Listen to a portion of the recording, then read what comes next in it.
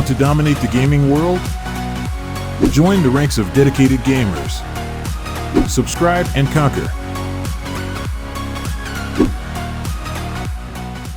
The panel was talking about it as a good solution to the Broodmother, obviously, but also you end up running Naga carry, which I was expecting them to do because it's one of the best heroes against Brood, and it's one of 23's best, so it makes a lot of sense to run these heroes, but I'm just worried about playmaking, I'll be honest. Like, you look at these heroes, who's going to make things happen in the game in general? Is Lina going to itemize in some way that she can find kills? Because the supports...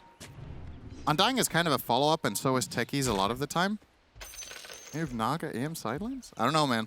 I think if the early game doesn't go well for them, they're going to be in some rough times for the side of Talon. Yeah, I think with the... You were talking... I think the panel was too. Like Chen in the first phase potentially, or Brood. I mean, the same concept where you're just pushing constantly. And if you have an AM, even if it was a position 1 AM, you can still get overrun pretty fast. And we've seen some fast strats from Gaimin. They don't opt to go for like a Beastmaster type though this time around.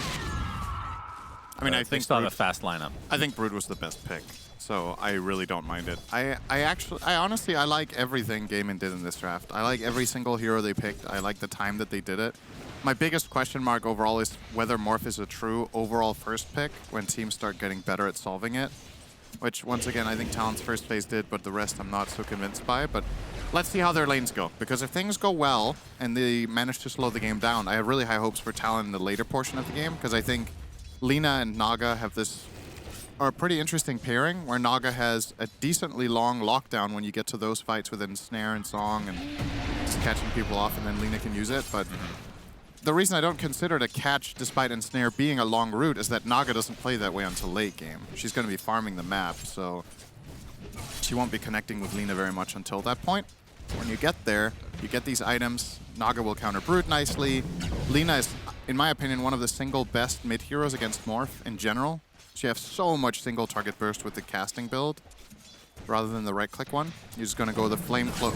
Flame Cloak Laguna can kill Morph sometimes, so something to look out for. Yeah, and I think from Duracchio's perspective, I think this is maybe good news for him. The last 2 games we've cast of him playing Morphling, he's gotten First Blooded.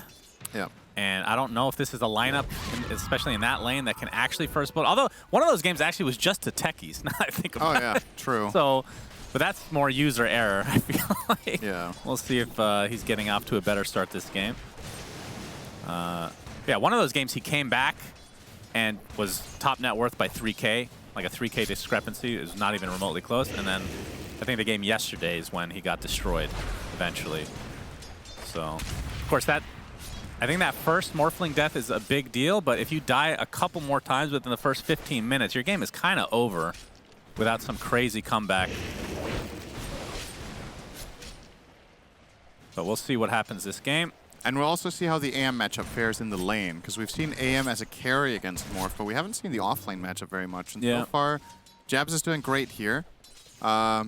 This is a downside to Gaimin's lane setup. I think Spirit Breaker Morph doesn't really... Spirit Break actually works pretty well with a lot of ranged carries, but Morphling not necessarily the best one because of his short range. Spirit Breaker likes playing with a ranged hero that can keep attacking when you're frontlining for him. So you go in and you try to bash people, maybe you get a charge at some point, and the ranged carry is just hitting people nonstop. Morph doesn't have that luxury, so effectively Celery is kind of being played as a wall here to just prevent Morph from taking damage from the carry or from the offlaner. And as a result, the AM will be completely free to farm and deny. And he's doing great so far on Jabs, 19 and 4. Indeed. And are we going to see... What is the offlane build? I'm trying to think. Other than Vanguard, obviously. It's... I think we still see Manta, right? I think sometimes. I think Vanguard Diffusal is really good this game. Okay. Vanguard Diffusal Manta. It's pretty standard offlane AM stuff, and I think the standard build gets the job done here. Ace trading back into 23. Yep, Insatiable Hunger, pretty good at allowing him to do just that, but that is a lot of illusions with the Riptide. And 23. Okay, talk to me more about Naga in this specific game. Like, when is he going to want to fight on this hero? Because this feels like one of those heroes you just passively farm for like 35 minutes plus, and then finally you're kind of okay to fight. But you need to be at, it's one of those heroes that has to be ahead, I feel like, a lot of the time. I think 35 minutes is a bit exaggerated. All right, blast off. They're going to go Celery. for this with a blood grenade. Celery's screwed here. Looks like he's done for. Can he deny himself to the creeps? He's drained of all his mana. First blood to Jabs, who having an excellent game on this off-lane anti-mage. That was a literal first pick for Talon. I think the Naga in this game will want Manta plus... I think you go Manta Orchid, probably. And then you look for something, because with your Orchid timing, you will be a threat to both the Queen of Pain and the Morphling, and you can play with Lina. So that's probably, I don't know, 20 minutes you're looking at, roughly, if he's having a good time farming. The alternative option is the one you say, where you're like, okay, we're not actually even aiming to be remotely active with our Naga in the mid-game, and we just keep farming, and then you'll probably just go Manta, Butterfly, Scotty, and just keep ramping up, at which point maybe you hit the 30-minute mark and you're really strong and beefy and you fight them. Both approaches can work. It depends on how the rest of the game is going. Okay, well, there's an ensnare, which caused the game to lag. We'll just say that that's the truth. Okay, here's another question. So Talon, we talked about Jabs offlane. If you're off to this good of a start, is there any way that you want to just build like a carry almost? Like you can get away with the extra greed? Are you even trying? I don't think there's any point. You don't think there's enough space? I guess if you're going to have 3 heroes farming that much. Lina and not enough Naga space. already take up a lot of map, and I think even if you can pull it off, I don't know if it's going to be better, because let's say you have a great start and you go the greedy route, you might actually just be letting Gaimin Gladiators back into the game. He's getting gone on here. His tombstone was completely destroyed by the little shredder, and Ace is going to clean him up very easily. Q actually comes in to assist. There's a charge coming in from Celery onto Creeps. Looks like this will break things up overall. And I'm glad that we're seeing some sort of an answer, even though I love grab ally, to the tombstone later in the draft with the Snapfire. I feel like teams have kind of let that go to some degree, where they just have an entire draft where they cannot kill the tombstone at all. Celery too slow on the charge. Yeah, I agree though. I think Tombstone has become...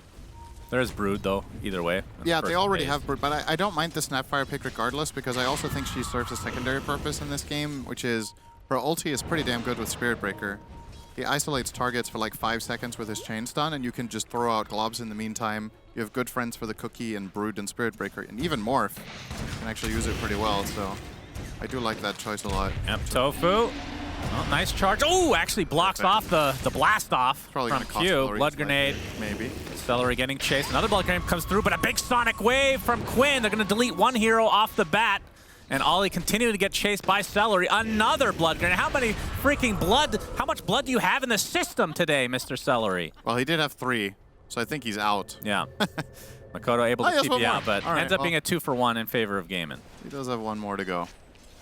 Yeah, I didn't expect Tofu to be the casualty there. I thought it was going to be Celery, but Makoto got in range for that Laguna, so we'll get that one. A bit of trade of ults, the Sonic Wave obviously being the bigger cooldown, so not the worst trade in the world for Talon. And gotta keep in mind, we talked about their strategy, right? The most important thing is not falling behind, and so far so good. Their lineup will definitely be one of the slower ones in the mid-game that we've seen.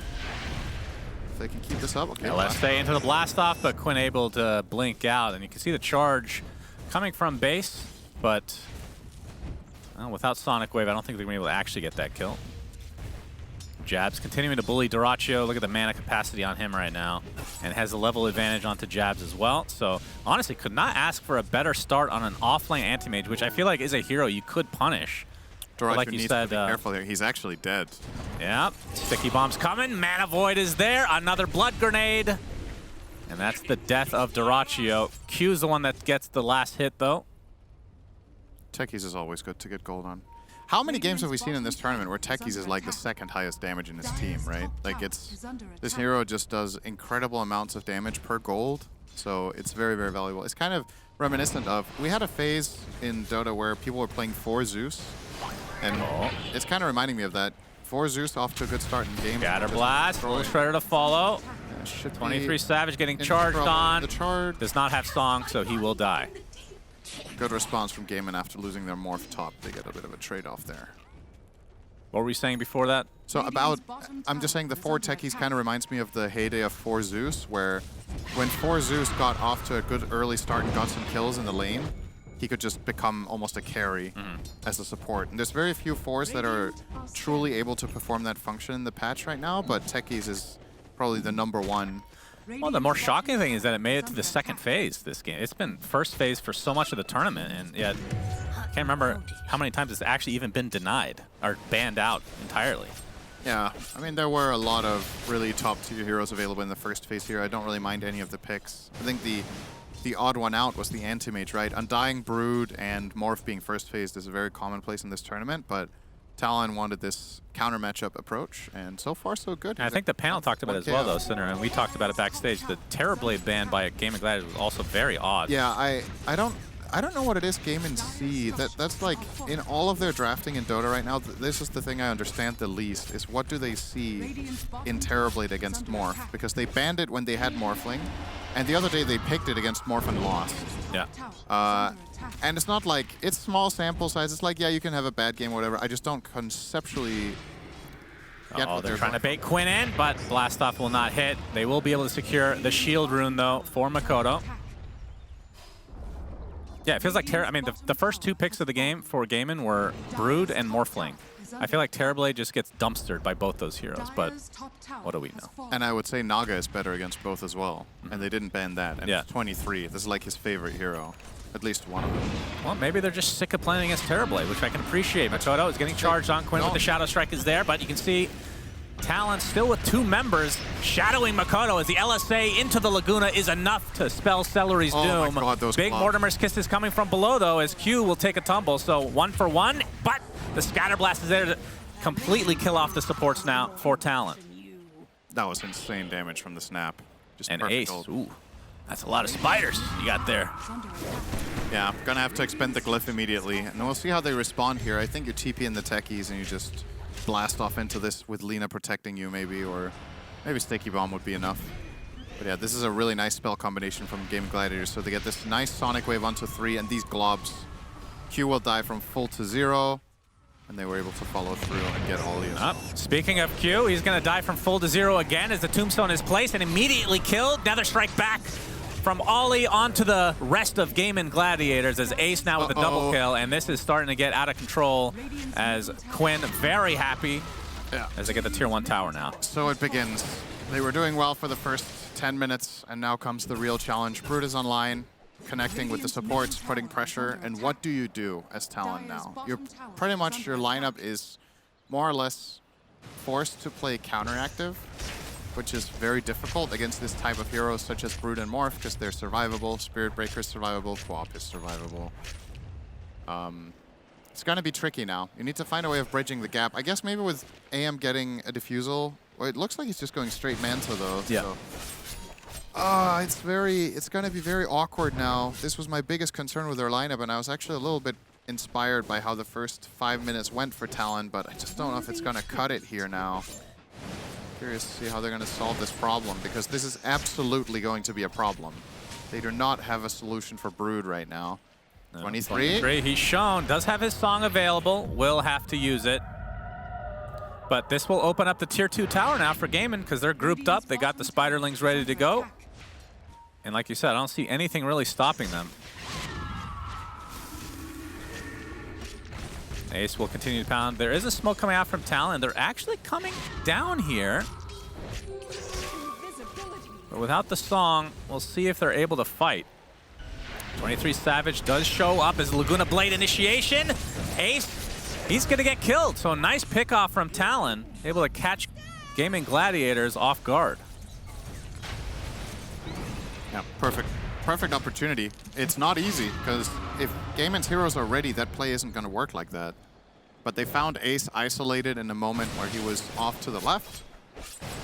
This entire play can be countered very, very hard by Spirit Breaker plus Snap, but we're not in position, so well done. And they buy themselves some breathing room, is how I'm going to look at this. Every time they kill this Brute, they just buy time. It's also the top net worth hero in the game, so obviously a nice little pot of gold for that. Yep. The fact that Jabs is top net worth on his team and second in the game is actually kind of insane. Not even a farming build at all. Yep. He's just having a free lane, so does amount to a decent amount of gold. Now the charge onto Q. And even kills like this feels like this is buying time for Talon as well, potentially, especially if they're going to try to group up to take him out. As long as the cores can continue to farm, I think Talon will be relatively happy with the status quo. Yeah, and I don't know how good it is for Gaimin Gladiators to rotate the Brood up here. I don't know if that's what they should be trying to do. It seems like a very deliberate choice that they're charging the techies to flush him out and then give Brood access to the enemy triangle. This might be more efficient than playing bottom, but usually we see Brood constantly play that side of the map to force the enemy back down. But maybe against Naga in particular, it's just not worth it to play down there because she can keep pushing the waves with illusions, she can keep defending. Jabs. Yeah, we have Mortimers from afar as Jabs was going on top of Celery. The fight kind of separated a bit, but Tofu finds himself all alone. Laguna is more than enough with the right clicks to follow as Talon get themselves another kill, which means delaying even more. Yep. I really like how they're playing it right now. They had this little slip up minute 11, but they've managed to stifle Gaimin Gladiators' progression now with a couple of good kills and not lose their towers. Watching AM try to kill a stack of Ancients with no battlefield, pretty hilarious. I'll manage in time. In due time. Good job, Jabs. You did it. Let's go. You've done it. Now go back to farming top. 23 Savage. He runs into Quinn. Does have Song if they're going to try to connect here, and he'll use it. In fact, is he going to TP or are they going to try to fight this? Oh, ensnare onto Quinn. They're going to try to group up. Jabs is there, but can't hold him down for long. Yeah, it's a pretty short duration ensnare right there. Not quite enough. A couple of more levels and that would have been a Quinn kill, but he's obviously accounting for Naga's shortcomings as a hero right now. Every Naga carry will skill build like this. You need to max out both your first and third spell to be efficient in farming. And therefore, being level 11, you only have that 1 point to put into ensnare, and it's not that long. How much do you think Lina would be played if Aether Lens had an upgrade still? Do you think that's a really big buff to her, or am I overstating it? It feels like they always have this Aether Lens as Ollie. He's going to get destroyed. I definitely think it would make the hero a lot more appealing if you could go the old Aether Lens into Octarine. That's for sure. But if it's phylactery, what everybody wants, it's not really going to add too much. Who is everybody in this? Reddit, of course. Okay. That's the majority. I've read a lot of... Oh, Quinn! Oh, they don't really layer properly, but it matters not. The damage is overwhelming. Quinn dead for 30. I've read a lot of item upgrade suggestions on Reddit. I think the overall, like, agreement rate I have is very low. Okay. I want to say maybe 1 in 10 upgrade suggestions sound even remotely balanced. I mean, I'll tell you this from experience. Like, I'm sure even in the beta testing team for Dota, it's probably the rate of success is 1 out of 10. You just got to get a bunch of crappy ideas out there, and then you're like, oh, this one is actually good. Yeah, and I mean, you can have good ideas by concept, and then the numbers are off. Yeah. Those are my favorite ideas, because I think something that's very difficult to balance in Dota is numbers, but I think what is... what's easier to do is coming up with some sort of idea and recognizing that that's fun, and then finding a way of implementing it. Yeah. So there's this endless creativity you can have with spells. Blast off, not connected. Quinn quick enough on the blink. He's got an arcane rune as well. Okay, Celery. Sure does. Celery taking a lot of damage with those mines. He's going to get off the bulldoze, but then will die to Jax. Quinn, he wants to fight. Sonic Wave is there. Only clips Q, though. Attempting to TP out. Oh, the disarm! Clutch! Wow. Very nicely done from Q. That wastes the Sonic Wave, but like you said, it was the Arcane Runes, not the biggest waste for Quinn and company. It feels like this has just slowed down to a crawl, though, for Gaimin Gladiators. The LSA onto Ace. They find him again.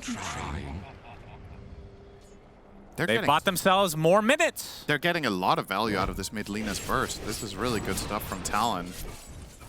I genuinely think these last 5 minutes were meant to be the hardest 5 minutes of the game for them in many ways, and they have won them. So that is a very good look. Now Anti-Mage and Naga both basically top net worths with that additional kill on the Brood. This disarm, I mean, this could not be any more perfect. My God. Wow. What a professional. Yeah. Spell definitely has its uses. A lot of the time it seems a bit underwhelming, but when you do it well, It's wonderful. Mikoto closing in on Aghanims, which is obviously going to be huge for their potential to kill any core, really. Mikoto should be able to take more than half the health of either Morph, Brood, or Queen by himself in a burst, probably 3/4 actually. So just with a little bit of help from a Blast Off, or an Anti-Mage blink in with Manta, or an Ensnare. There are kills to be found here with that Flame Cloak. I mean, I still can't believe how well Jabs is farming. I mean, it's not, obviously, like you said, he's been left alone, but the fact that he's been left alone is crazy. That Orchid. 23 Savage will find the kill onto Celery. His next item on Jabs will be Scotty, and that's when he becomes a true threat, not just one guy that jumps in and gets a quick pick off and then goes away. He becomes legitimately a carry.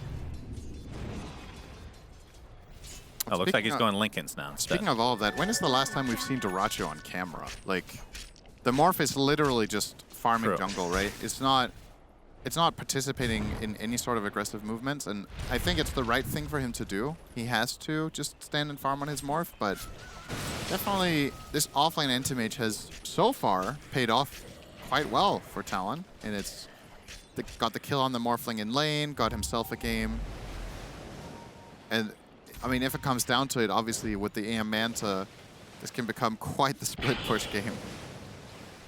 With Talon's lineup, it's going to be super obnoxious to deal with for Gaimin Gladiators. You kind of have this vibe that they really want to force something here, but they feel like they can't. Well, this is a start. Is the old Roche, but the Roche off might be here as Talon are in the area as well. They're going to scan it out, so they know this is happening. This Roche will go down relatively fast if they don't get here. Talon, though, 23 Savage, he's got his song. They just need to scout it out with some illusions. They'll spot that Roche is at half HP, so not low enough to really go for it. As Gaimin, they're going to smoke and try to do the old wraparound. And while this is happening, Jabs is just pushing out top. Of course, this Radiant advantage with that outpost. He can TP here anytime. As the charge is coming for all, he's going to pop his ult. Get some little extra HP. Sonic Wave is there. Again, only clipping one as Ollie taking all the damage from the Mortimus because his Q comes in with the blast up, but it's deleted shortly after. Celery finally finds a kill as Jabs makes his way over. Tombstone still alive as the song comes out from 23 Savage, and the rest of Talon will have to back away. It's a 2-for-1. Buyback still intact, though, for Talon. As Gaimin will likely try to finish off Roche, and it might be an uncontested one at that. Yeah, this is going to be difficult to access now. You don't have Tombstone. You don't have Song, which is your primary tool for handling this, but 23 had to use it to escape, so... Yeah, Gaimin taking advantage of the angles that they have here with their Brood and with the Spirit Breaker charge. Grab themselves the Aegis here now for Quinn. Actually, I thought it was maybe going to go on Dyrachyo, but... Speaking of him, he's got Ags, so this is when the fun really begins for Morph. He can turn into Anti-Mage, steal his attack speed, and get the Blink. Or he can turn into the Naga and get Mirror Images, so... Either way, really, really strong item here. But talked about AM going for the Lincolns. So 23 Savage will probably be the easier one if he can find him. And Jabs and company. Do they actually want to contest this? Jabs is actually spotted out, but Quinn going in really deep. The LSA connects along with the Laguna. He's going to be able to walk away just barely. Actually jumps right back in as the Nether Strike holds down Mikoto, and they bring him down. Ollie's going to die right after placing that Tombstone, which will likely be taken out post-haste as Quinn will somehow survive. A little bit surprised that Talon actually wanted to fight there. As now Dyrachyo into the base. He's going to get disarmed, turns into AM. But we'll blink back.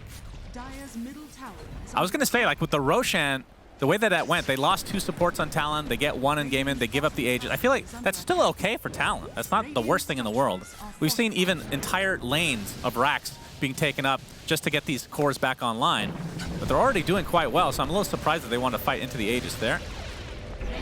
The tier 2 finally taken. I mean, this was a tower that should have been taken out, in theory, like 6-7 minutes ago, based on how this game was progressing.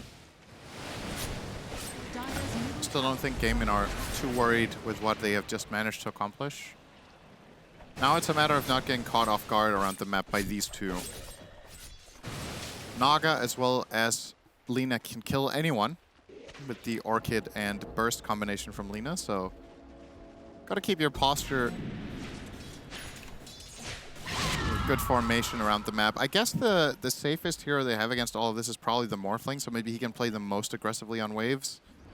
And I suppose with Quinn not losing the Aegis there either, he does have the lifeline. So, wonder if they're gonna... Tormentor time? Tormentor's an option. They could also just smoke and try to find either Anti-Mage or the Naga in a side lane, because it's relatively telegraphed how Talon are playing the map. Like, there's not that many options when you have a lineup like this. Naga will be playing one side, and you'll probably have AM on the other, so your two elusive cores with escape abilities are splitting the map up. There's the heart now for 23. I think Talon had like a stupidly long game against PSG LGD, right? With Naga, I think. Sounds about right. Had a couple. Talon like to play their long games with this hero. This could be the makings of one, but Gaimin gonna try their best to prevent it. They're gonna go straight in here on Q. He will get charged on. Glimmer will not last forever. Blast off. He's gonna get another strike in midair as the fortification is popped, but with all these spiders, Ace and company should be able to get this tower now. Little Shredder helping out as well. I believe this is what we in American sports call an interception. Yeah, that's good. I like that. Or just a steal in basketball. You know. It always looks... You want me to call it interception from now I mean, it always looks cool when you stop spells midair. Yeah, it does. And Nether Strike is one of the best at it because it also knocks them back. So techies couldn't handle it, got knocked out of his ballistic curve there. That's a 5k lead all of a sudden now for Gaimin. They will get themselves a Tormentor soloed by Doraccio. Will go to Tofu, who now is in a bit of trouble, but with the Force Staff will reset position. And Doraccio comes in and is pretending to be Naga. Okay. Naga is also pretending to be Naga. Yeah, 23 Savage. And will be successful. Without the ult. Ace coming in from the low ground. They're going to spot the spiders. He's giving vision here. This is really good. The charge. Going to connect onto Q. Already at half HP, just like that, as the Ensnare's going to hold Quinn in place. Nether Strike onto Q, though, but Celery is taking the brunt of the damage. Another Sonic Wave only hitting one hero. The techies will fall. As Ollie looks to be next on the list by Ace. He can pursue easily with that BKB. So again, support's dying, but not too many cores, especially on Talon's side. Feels like their cores have had pretty free game overall. Alice Fate connects on Doraccio into the Mana Void, not paying attention. Goodness gracious. Talon get a freebie. And now the Ensnare holding Ace in place. And the Mortimer's gonna delete all of the illusions and provide Ace an escape. Huge Morphling kill. This was starting to look very Gaimin favored with every move, but they finally get a good response there. And this is what I was talking about. If Lina gets that pick, Morph can just disappear in the blink of an eye with this insane spell burst that the Lina is offering. All it took was to find that little moment of opportunity. I understand why Doraccio felt safe there too, because he had a high ground ward in the area and he was just farming that camp, but they came in from the left where exactly where he didn't have vision. Sniped him there. Man, this is so... It's like pitiful watching AM take camps right now. Now, they will get a shard. It's going to be Techies or Undying. And they get the good one. Grab ally activated. I wonder who is going to use it on primarily. It might almost be himself, because it feels like Talon are generally getting their supports caught. Yeah, the Techies, okay. So radio. Oh my god. All right. Okay, welcome to the lane.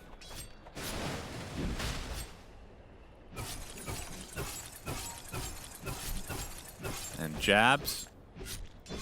We'll be going for the Abyssal Blade next, so we'll be upgrading the Vanguard.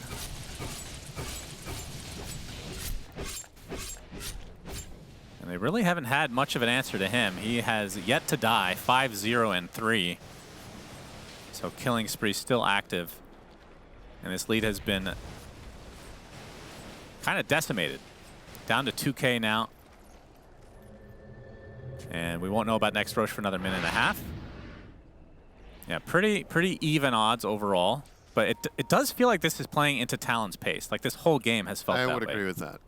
Because like Morphling is kind of, for this game, for the perspective of this game, he's kind of peaking now. Because I think even when he gets bigger, AM is going to match him more and more, and so is Naga. Like, you're going to be able to... You're generally going to be able to morph the Naga, I think, but she can still fight back, and she can obviously, as one of the only carriers, just reset. If she gets morphed, then it's a problem. She can sing and just get the hell out of there, wait for morph to expire, and then go. Antimage is working now on a Basher into Abyssal, which is a huge problem for the Morphling to deal with, because again, it just gives them another option for opening up for their Lina to kill the Morphling in the blink of an eye. So yeah, I would agree. I think Talon are pretty satisfied with how this is going after the last couple of engages that they got. Exchanges. And they got the grab ally, of course. Yeah, we didn't talk about grab ally until it was picked up. That's maybe the first time. Yeah. Something weird about today. Yeah, apologies to all the grab ally enthusiasts out there. I will make sure to do that before the game starts from now on. If Undying isn't in the game. Right, we'll still talk about it. We'll talk about So how are the shards in this game compared to grab ally, which is not in the game? You kind of have to. It's contractual at this point. Wow, Techie's to meet the quota every game. Techie's even building a Lincolns as well. So lots of Lincolns. And by that, I mean 2. I guess his is to be put on someone else. He's not going to be caring too much about getting charged, or about especially getting morphed. If he gets morphed, that's great news, but he'll probably just put his on the Naga or the Antimage so they can have an extra layer of protection. Makoto's also going for it. They will have 3 Lincolns eventually. Wouldn't be surprised to see... Would 23 buy one? I don't know. Maybe. So far, no. He's working on a Nullifier or Bloodthorn. Well, 23, speaking of which, we'll have to song. Mortimer's Kiss is going to get canceled now. As you can see, Doraccio looking for the adaptive, but would have had to have BKB to be able to stop that one. He must have been pretty close to being in range, wouldn't he? You can adaptive mid-wave form, and he's invulnerable to the song. So oh, yeah, that's true. I think maybe if he does it perfect, I don't actually know if this is possible because the cast range on that spell is pretty good, but Song is obviously very far. It's probably a close call actually to getting that strength adaptive there, which would have been huge because I don't think 23 would have had any way out of that. Okay. Oh, another strike onto Ollie. Gets off his Flesh Golem though. Tombstone as well. He's going to grab himself, but the Tombstone dies, and so will he. But it's a 1-for-1 to start. As the rest of Talon looking to back away.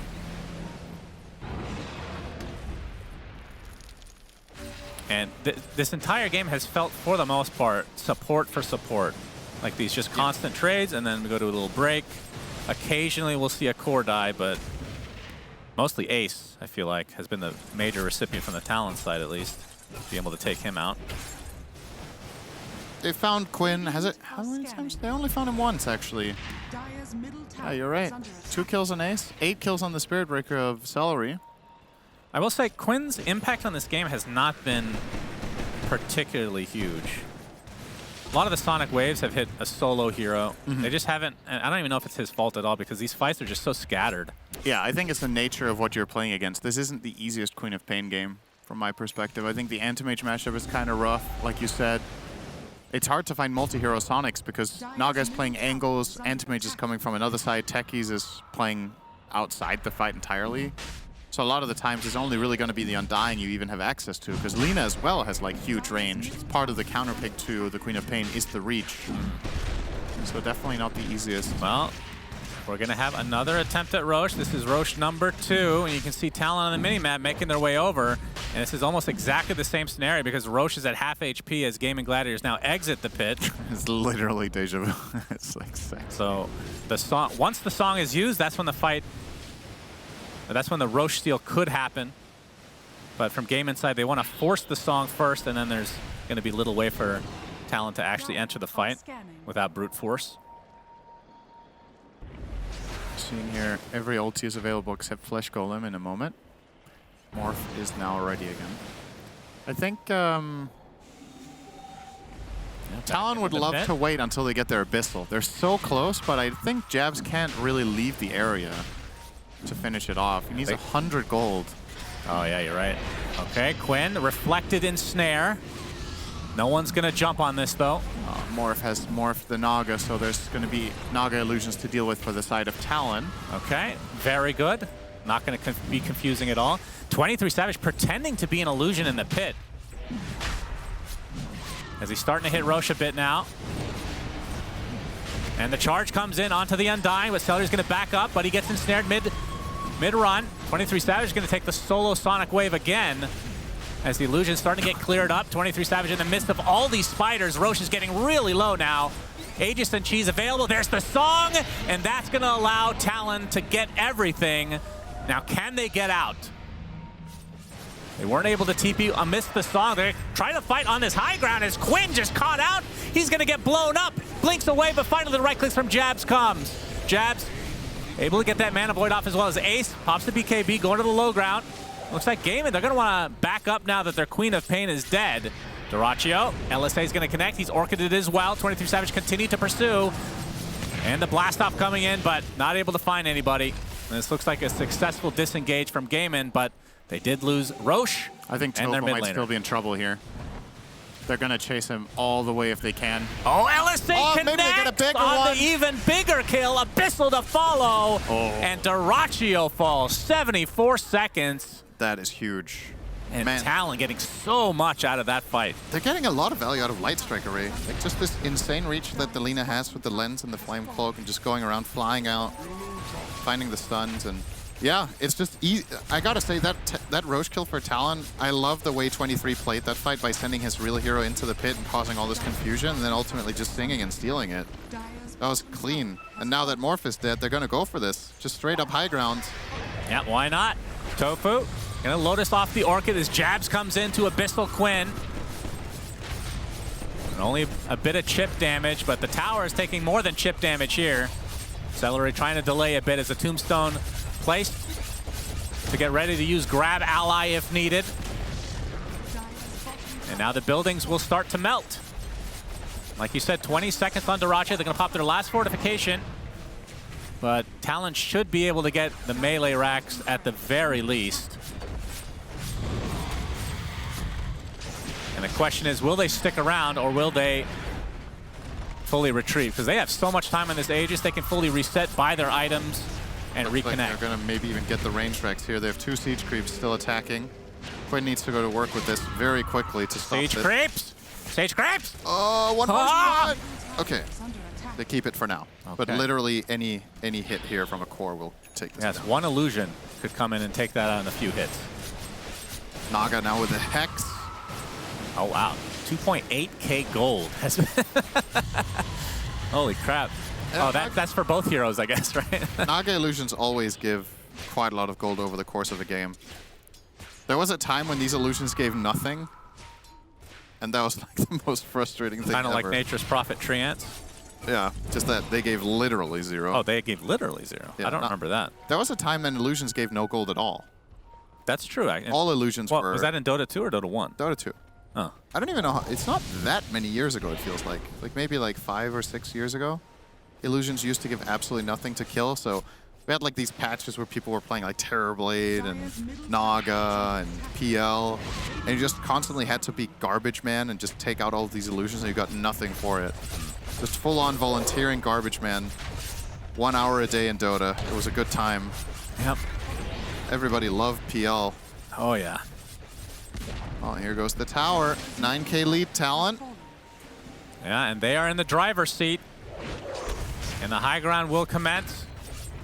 Aegis for a minute and a half. 23 Savage, extremely tanky. Just bought the Sheep Stick relatively recently. As the Hexing. Tombstone is placed. Hexing for Tombstone protection there. Yep, can It's grab gonna lose Ally it if you now. want. There he goes. Okay, the Tombstone gets killed immediately, but Quinn Oh my- also gets deleted immediately. Tombstone for Quinn, not the fairest of trades, but the techies will fall. So Gaimin able to get something at least, but they do have buyback on Quinn. This tower will fall. Oh, now the Abyssal Blade initiation from Jabs. Do they have enough to actually take out Ace? He'll walk away, but they Nether Strike onto 23 Savage, who's just shrugging it off. He is stupidly tanky on Naga. They don't have creeps, though. That is a... Actually, will stop the push, and their Aegis is expiring kind of soon. So Gaimin actually do defend the tier, or the second set of racks. It's very, very explosive lineup that Talon have managed to get to at this point.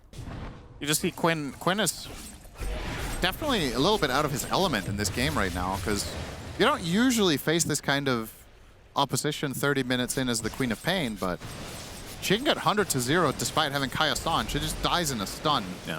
Just Light Strike Array, Flame Cloak, Laguna, Blast Off, and then Mana Void, and that's it. So if you're used to having a little bit of flexibility in the fights, being able to tank a bit, move around, you just don't have that luxury. And the problem for Gaimin is somebody has to take the first hit. Who's it going to be? Don't want it to be Quinn, but you also don't want it to be Duracho. He can die as well. There's the hack. Speaking of which. Good force staff.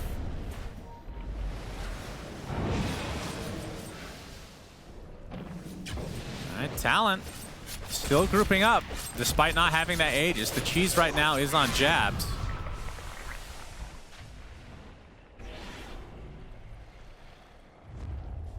We have a counter smoke now from Gaimin. They want to try to get the jump before Talon are on the footsteps of their base. Which region would you connect most with Naga? Would it be SEA or China? I mean, I have to say China because of just early Dota, at least. I feel like this has always been the SEA hero, actually. There's a DD bottom, by the way. And Quinn's going to spot it, so Duracho's going to get that. This could be a pretty big rune. They see him, though. Yep, okay, they're going to blow up Celery to start things out. Duracho jumps in with a BKB, focusing on 23 Savage, who has his song off. Mortimer's Kisses is coming as well. 23 Savage trying to run away. So he is in a bit of trouble now as Duracho catches up, and they're able to bring down the Naga finally. All off the back of that double damage and a nice pincer move from Gaimin. Yeah, playing with a lot of confidence. Getting 300 damage. That's effectively a free rapier there. That will do it. Another good aspect of Morph. Does well with runes. What can't this hero do? Except lose. Well, we've seen it lose a couple times. Well, its win rate's not that good. Oh, it's really weird. But hey, we can say with confidence that his win rate against AM isn't good. Right. So if he loses this game, Duracho has a good excuse here. Yeah. It's like, don't Things first go pick Morphling. I didn't tell you to do that. I mean, according to the interview, he hates it. Quinn Jack again. jumping in. Abyssal into Explosion. Quinn dead again. This time does not have buyback. Yeah, they just assassinate so quickly. This is a deceptively... I mean, Queen is pretty tanky. It's just not enough. How much magic resist does he have, actually? Let me have a look. So he has 43% magic resist as an int hero, which is why this looks a lot less impressive than it could be when they go for their full spell burst. But even that is not enough with 2,500 health. He still dies in that Abyssal Blast-Off Laguna combo. How do you itemize against that? Neon Disc? On a mid? That feels kind of bad. It does, but it might be necessary this game. He's probably going to buy it after Hex. I think BKB is not necessarily the safest choice. That's another option, obviously. But that's only really good if you're the one taking the initiative, because you don't really get to react to some of these plays sometimes. Yeah. Just getting LS8 out of the trees. So I think Disc might be a requirement almost at some point here, because you're not in control of not getting jumped ever. Oh, Ace, he's found out. He's sheep. LSA will not hit. The blast-off does. Abyssal on top of the BKB now. As Ace trying to turn his sights on the Q, gets the nullifier off as well as the Mortimer's Kisses are coming, but they're able to take out the Spider eventually. Nice grab ally. Song is there, grab ally. And LSA again will not hit, but Celery will find him his way to the grave anyway, despite having the BKB. Godlike on jabs. Offlane Anti-Mage. I was going to say might as well have been a carry, but when's the last time you saw carry Anti-Mage not go Battle Fury? True. Still, his net worth is pretty solid. That's the one main difference, really, though. Yeah. Like, I mean, Lincoln's maybe, I mean, yeah, you would probably go that in certain games on I think so. carry AM. Is the second set of racks is now going to go down in Talon's favor. I mean, the game might just flat out be over here, right? They're going to get megas. There is a fortification. Oh, they find Duracho on the back line. LSA hits as well. Abyssal to follow. He's getting drained of all his mana, but he's able to get out with that BKB. But now he just has to back off. He doesn't really get much value out of it other than living, which I guess, depending on your outlook, is probably valuable. I think Talon are very confident there's no buybacks now as well, because when they get that pressure move on Dyrachyo, a lot of supports will snap buyback there Yeah. on the Spirit Breaker, but since he didn't do that, Ollie doesn't have it. Oh, the cheap Hex. onto Quinn. Lotus Orb Oh prematurely my applied, God, but damn Dyrachyo it. is the one that gets initiated on, and he will Holy. fall. Does have buyback, though. Big charge coming in from Stellary. Another strike. Okay, onto Ollie. The Tombstone. I can't even tell if that's actually alive. Does grab ally available, Cinderin. live? 23 Savage, the song. Everyone trying to get Oh my out, God, they all and got they out. will. Unbelievable. He grab allied himself, and the Tombstone got broken instantly. So it looked like he was stuck inside the Yeah, Tombstone's corpse, but The Tombstone, when it's destroyed, there's still fragments, so I couldn't tell if that was it still looked alive. a little bit weird, like he was stuck. Now he's going to have somehow, but Greaves. Really clutch song into self-soul rip to save himself and then get out. They timed the TPs pretty well too. Like it looked like Naga might be TPing out a little bit too early, but it lined up just fine. That was beautiful. Just completely clean disengage. They force the morph buyback, they kill him. There's now a 20k lead for Talon, and honestly, all it takes now is one successful smoke move where they find Dyrachyo and the game ends. So there's a very clear path to victory here. You know what you gotta do. It's just a matter of that one moment. And they know Roche would be heading towards his home in the darkness. Yep, Ace with the spiders, able to take out some mines, but there's the Hex onto Dyrachyo, and he is dead. Just like that, Sonic Wave finally hitting more than one hero, but now the initiation from jabs onto the backline. Tofu taking a ton of damage, and a big mana void coming out. It's not enough to get a kill outright, but you have to think that Talon can be able to clean this up eventually. Blastoff does not hit, but Makoto continue with the double kill as the song is already up again. 23 finds Quinn here. And Quinn ensnared, orchided, and killed. No buyback on him either. They find Ace as well. LSA is there, and that should do it, surely. The only thing Talon loses is their Undying, which is valuable because of grab ally, as we've talked about every game that we've cast ad nauseum. But there should be mega creeps, if not more. Oh, Celery. Nice charge. Surprised they're even chasing this when they know that the buyback is not available for Dyrachyo. Farming some fantasy points. Yes, everyone loves their fantasy points. This just a formality at this point. They do want to... All right, they're getting the megas first. Yeah, GG's called. Okay. So game number 1 of this best of 3 in the lower bracket for Dream League Season 20 that goes to Talon. And talked about their draft, very greedy, but when AM can just literally free farm, I mean, sure. I'm very impressed with Talon's play in this game from minute 10 to 20. I think that was the most brilliant part of the game. They're obviously playing a good late game as well, but I think that's the easier part. It's the 10 to 20 minute mark where a lot of teams completely crumble against Gaimin Gladiators' pressure with this Brood pick and the mid co-op, but they just got, I think it's just fair to say they just got outplayed. Like Talon just moved around the map really well. They found openings with the few tools that they had. Blast off into Lina combos, blast off into AM combos, a little bit of an ensnare kill here and there. Just a very, very well played out game from them, and probably Gaimin feeling a little bit. Want to dominate the gaming world? Join the ranks of dedicated gamers. Subscribe and conquer.